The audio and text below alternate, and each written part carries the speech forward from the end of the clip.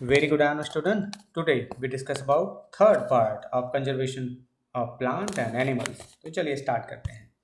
First है endemic animals are those species of plants and animal which belongs to a particular area and naturally don't found anywhere else. तो इसका simple सा fact ये है कि कुछ स्पेसिफिक स्पीसीज होती हैं जो किसी अदर जोन स्टेट और कंट्री में नहीं मिलती हैं, इसी पर्टिकुलर एरिया में मिलेंगी. उन सबको हम कहते हैं एंडेमिक स्पीसीज. अभी एंडेमिक स्पीसीज कुछ पर्टिकुलर है जो कि लास्ट वीडियो में हम लोगों ने पढ़ा था. एंडेमिक स्पीसीज इन इंडिया जो पंचमरी था उसकी बात करें या कुछ अलग बहुत सारे और नेशनल पार्क्स हैं उनकी बात करें तो आपका जो गोल्डन लंगूर था, मैंने बताया था कि ये आपके असम एंड भूटान में है. ब्लैक बग है तो ये आपको मिलेगा कहाँ पर, पंचमरी. फिर एशियाटिक लैन है तो गिर में मिलेगा. स्नो लेपर्ड है जो आपको हिमालयाज में मिलेगा. फिर इंडियन वाइल्ड डॉग है. फिर इसके बाद टाइगर है. टाइगर बहुत सारे अलग अलग स्टेट्स में मिलता है जिसमें कर्नाटका, केरला, इसके बाद वेस्ट बंगाल, मध्य प्रदेश, बहुत सारे हैं. आप इन सबको जानते रहिए थोड़ा सा. फिर आते हैं wild life sanctuary. It is a protected area for animals which give all suitable conditions for living in natural habitat. तो वाइल्ड लाइफ सेंचुरीज में जो प्लांट एंड एनिमल हैं जिस तरह से उनका हैबिटेट है उसी हैबिटेट में उन्हें ग्रो किया जाता है बिना डिस्टर्बेंस के. अगर वहाँ पर कुछ ट्राइब्स रहते हैं या कुछ ह्यूमन एक्टिविटी है, सिंपल ह्यूमन एक्टिविटी जिसमें उस प्लांट को या एनिमल्स को कहीं पर भी नुकसान नहीं पहुंचाते हैं, तो वो भी आपका वाइल्ड लाइफ सेंचुरी का एक पार्ट हो सकता है.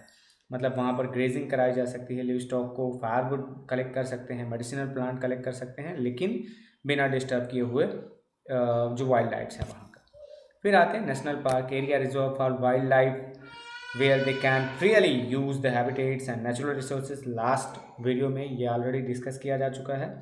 और जो आपको पिक्चर्स दिख रहा है वो है पंचमरी बायोस्फीयर रिजर्व का एक पार्ट जिसमें आपके पास सेंचुरी भी है, नेशनल पार्क भी होता है, इसके बाद एक रिजर्वायर भी है वहाँ पर. फिर उसमें था कि सतपुरा टाइगर रिजर्व पंचमरी है, वहाँ का सबसे फेमस प्लेस है. वहाँ पर टाइगर को देखने के लिए लोग जाते हैं, तो इससे बाहर निकलते हैं क्योंकि ये ऑलरेडी डिस्कस हो चुका है. फिर आते हैं रॉक शेल्टर्स. वहाँ पर कुछ रॉक शेल्टर्स भी हैं. अब बात करें रॉक शेल्टर्स क्या हैं. प्री हिस्टोरिक जो ह्यूमंस होते हैं तो वो करते क्या हैं, वो अपने कुछ एविडेंसेस वहाँ पर छोड़ते हैं क्योंकि उस समय कोई उनकी स्क्रिप्ट नहीं थी, वो लिख नहीं सकते थे, तो वो पेंटिंग बनाया करते थे. एक्चुअल में वो एनिमल्स के साथ किस तरह से रहते थे, वो लिविंग स्टैंडर्ड क्या था, वो जिस तरह से जैसे छोटे बच्चे पेंटिंग करते हैं आज के, बिल्कुल वैसा ही. यहाँ पर टोटल कितने हैं, 55 रॉक शेल्टर्स वहाँ पर हैं, आइडेंटिफाई किए गए हैं पंचमरी में. और ये ज़रूरी नहीं कि अब ये बिल्कुल से ख़त्म ही होने वाले हैं.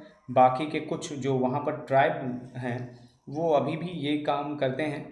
और लेकिन जो ये 55 आपके रॉक शेल्टर्स हैं उन्हें ऐसे ही प्रोटेक्ट करके रखा गया है, उसमें कोई भी चेंजेस नहीं किया जा रहा होता है.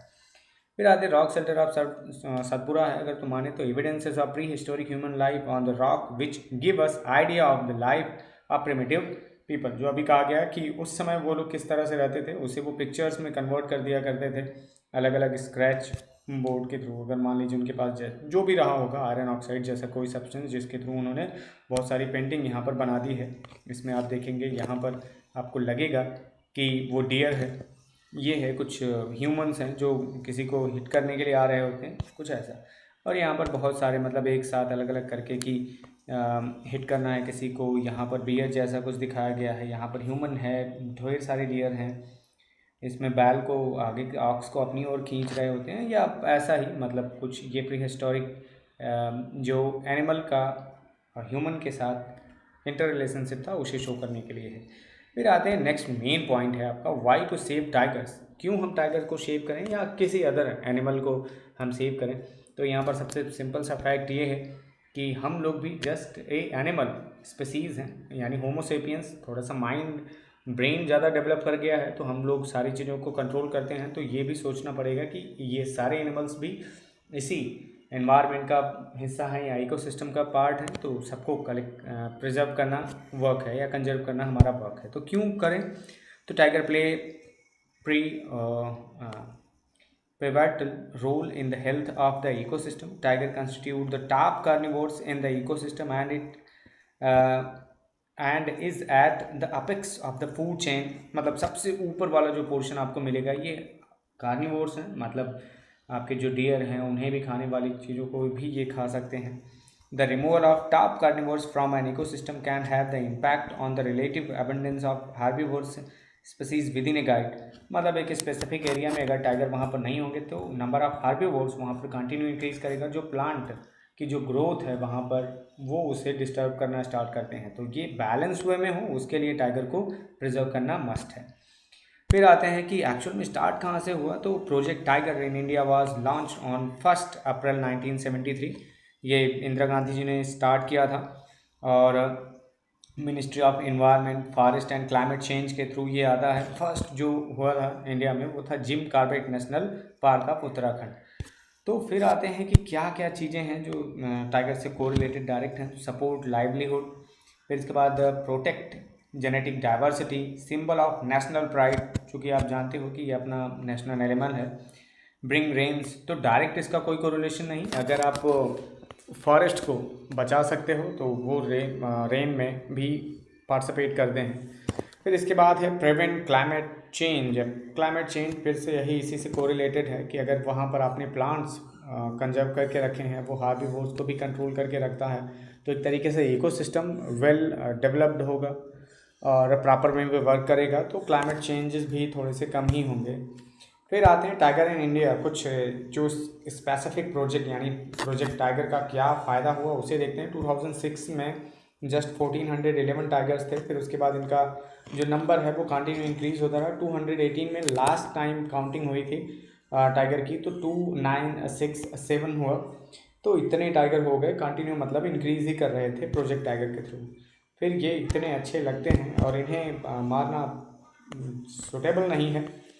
तो फिर आते हैं कि वर्ल्ड टाइगर डे जो है उसके अगर बेस पर देखें तो tiger in India by region देखें तो सबसे ज़्यादा कहाँ पर है, कर्नाटका में है, इस स्टेट में। फिर आते हैं उत्तराखंड में है, फिर तमिलनाडु में ये येलो कलर का दिखेगा, मध्य प्रदेश बिल्कुल सेंटर में ब्लू कलर का डॉट है, महाराष्ट्र है तो यहाँ पर ये है, वहाँ भी 190 टाइगर्स हैं। फिर आते हैं सुंदरबन में जहाँ हम लोग इस समय रह रहे हैं, तो ये है बंगाल, 76 टाइगर हैं और ये बहुत पहले का डेटा है। फिर आते हैं कि टाइगर पॉपुलेशन राइजेज टू 6 जो दिया गया है, ये एक्चुअल में बहुत पहले का है।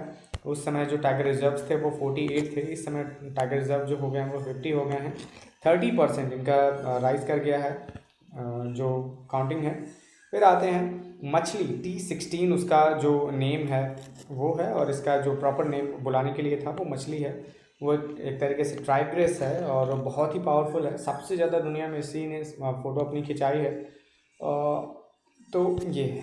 नेक्स्ट आते हैं, छोटे बच्चों को ही सबसे ज़्यादा प्रोटेक्ट करना पड़ता है, क्योंकि एक टाइगर दूसरे वाले टाइगर के अगर छोटे बच्चों को देख लेता है तो उसे किल कर देता है, तो इसे भी कंजर्व करना पड़ता है।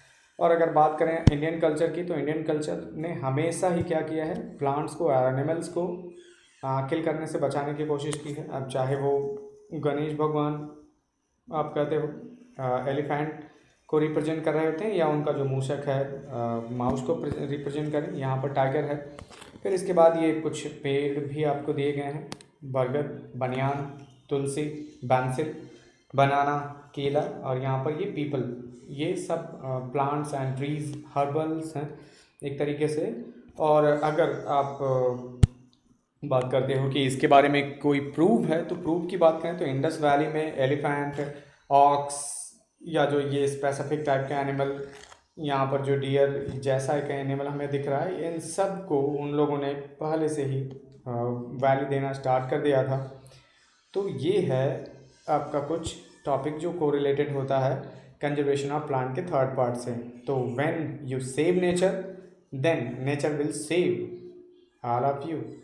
तो इतना है आज के लिए, बाकी next time in next video.